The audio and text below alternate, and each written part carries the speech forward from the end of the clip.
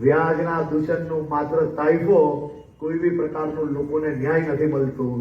આ પ્રકારની દિશાએ સમાજને ક્યારેય મદદ ના પહોંચાડી શકાય।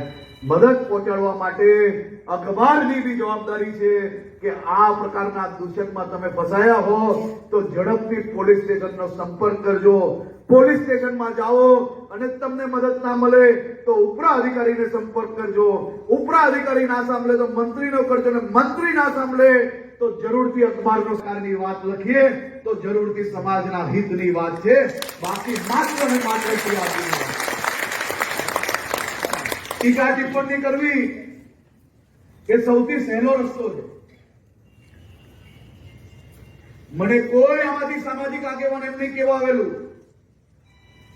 કે આ અભિયાનની શરૂઆત પોલીસ દ્વારા કરવામાં આવે, પરંતુ આ